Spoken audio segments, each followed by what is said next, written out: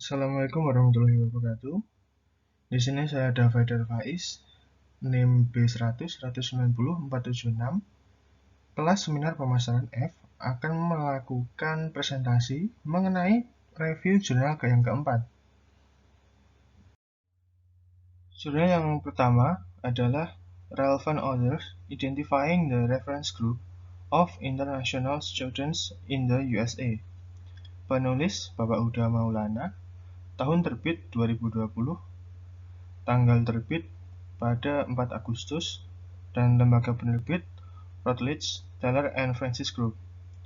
Untuk jurnal yang kedua yang akan kita review berjudul Further Examining the Role Motivation to Study a Birthplace in the Adaptation of International Students in Canada.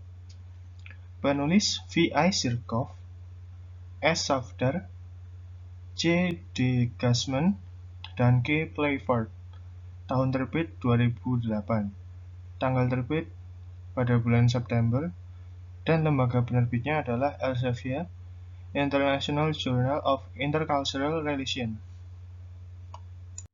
Baiklah, kita mulai dari jurnal yang pertama. Pada bagian jurnal yang pertama adalah pendahuluan. Tujuan dari penelitian ini adalah untuk mengidentifikasi kelompok referensi mahasiswa internasional yang mempengaruhi niat mereka untuk belajar di luar negeri. Wawancara dengan siswa internasional yang belajar di lembaga pendidikan tinggi AS dilakukan karena mahasiswa pasca sarjana lebih cenderung memiliki exposure dengan lebih banyak kelompok referensi dalam proses pengambilan keputusan mereka. Penelitian ini berfokus untuk mahasiswa master dan PhD. Penelitian ini berusaha untuk mengidentifikasi kelompok referensi mahasiswa internasional ketika mereka pertama kali memiliki niat untuk belajar di luar negeri. Siswa internasional berpotensi memiliki kelompok referensi yang berbeda dengan interaksi yang unik dibandingkan dengan mereka di pasar komersial karena manfaat belajar seumur hidup yang ditawarkan. Pada bagian metode jurnal yang pertama ini, penelitian ini bersifat kualitatif dengan wawancara untuk menjawab pertanyaan penelitian. Sebanyak 10 siswa diwawancarai dalam penelitian ini. Respondennya adalah mahasiswa pasca sarjana internasional di University of Dayton, Ohio, AS.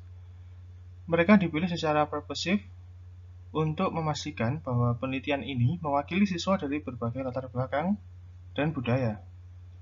Penelitian ini hanya melibatkan mahasiswa pasca sarjana karena mahasiswa pasca sarjana lebih banyak terpapar RG dibandingkan dengan mahasiswa sarjana.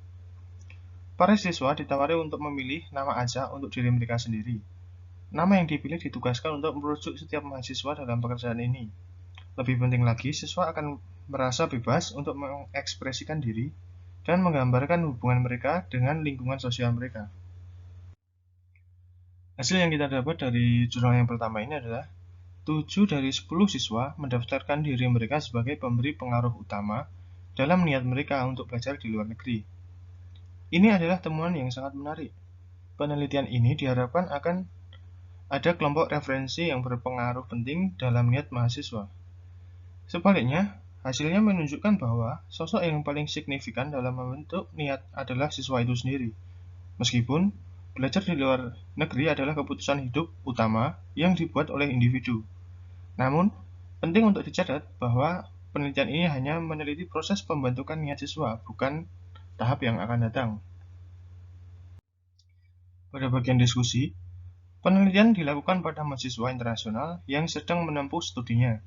Ini berarti bahwa siswa diminta untuk mengingat kembali perilaku yang mereka tunjukkan beberapa tahun sebelumnya. Ada kemungkinan bahwa ingatan siswa tidak secara akurat mewakili perilaku mereka yang sebenarnya pada saat itu. Oleh karena itu, penelitian masa depan yang mempelajari niat mereka untuk belajar di luar negeri harus meneliti siswa yang masih membangun niat mereka untuk belajar di luar negeri. Ini akan membantu keakuratan penelitian karena siswa tidak perlu menceritakan kembali saat ini. Selanjutnya kita melanjutkan pada jurnal yang kedua. Pada bagian pendahuluan jurnal yang kedua, dalam sebuah studi baru-baru ini, Sirkov, Vastenskiste, Tao, dan Lynch pada tahun 2007 berpendapat bahwa motivasi mahasiswa perguruan tinggi internasional yang pergi ke luar negeri untuk belajar merupakan faktor penting dalam memprediksi penyesuaian mereka. Kami berharap, seperti pada penelitian sebelumnya, tingkat otonomi siswa dalam pindah ke luar negeri akan menjadi prediktor positif dari hasil penyesuaian mereka. Kami juga ingin mengeksplorasi hubungan tujuan pelestarian dan pengembangan diri dengan tingkat otonomi dan interaksi kedua faktor ini dalam memprediksi berbagai variabel hasil. Sirkov dan kawan-kawan pada tahun 2007 tidak menemukan asosiasi tujuan pengembangan diri dengan variabel hasil apapun, dan kami ingin menyelidiki lebih lanjut jenis tujuan ini dan hubungannya dengan variabel lain.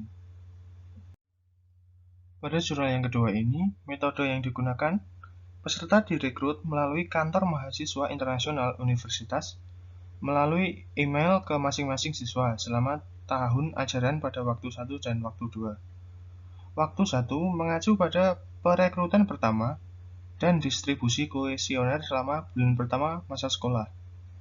Dan waktu kedua mengacu pada penyebaran kuesioner kedua selama beberapa bulan terakhir tahun ajaran. Setelah menanggapi email rekrutmen, peserta dikirimi email tautan ke survei online. Pilihan untuk menyelesaikan survei di hadapan asisten peneliti terlatih juga disediakan. Peserta diinstruksikan untuk membaca dan menandatangani formulir persetujuan sebelum memulai survei. Survei diserahkan secara elektronik setelah selesai. Pada jurnal yang kedua ini, hasil mendukung asumsi utama kami bahwa motivasi untuk belajar di luar negeri harus mempertimbangkan setidaknya dua faktor, yaitu tingkat otonomi dalam membuat keputusan ini dan isi tujuan yang dikejar mahasiswa saat pindah ke luar negeri. Kedua faktor ini tidak hanya menjelaskan bagian independen dari varians dalam beberapa variabel hasil, tetapi mereka juga berinteraksi satu sama lain dengan cara yang kompleks dalam memprediksi variabel-variabel ini. Dalam studi ini, kami menemukan beberapa interaksi antara tingkat otonomi relatif dan isi tujuan. Interaksi ini kemudian menunjukkan bahwa tujuan, baik pelestarian dan pengembangan diri, mengurangi prediksi positif tingkat otonomi pada hasil penyesuaian. Pada bagian diskusi, tujuan dari penelitian ini adalah untuk mengeksplorasi lebih lanjut peran motivasi yang ditentukan sendiri dan tujuan untuk belajar di luar negeri bermain dalam penyesuaian siswa internasional dengan kehidupan di Kanada.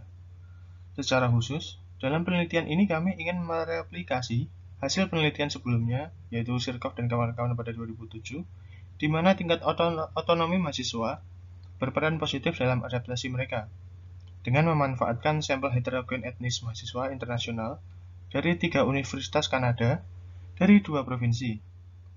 Kami ingin mengeksplorasi interaksi antara dua faktor motivasi untuk belajar di luar negeri, tingkat otonomi dan isi tujuan yang diperjuangkan siswa, dalam memprediksi hasil adaptasi dan peran faktor demografis. Sekian dari saya dan semoga bermanfaat. Terima kasih.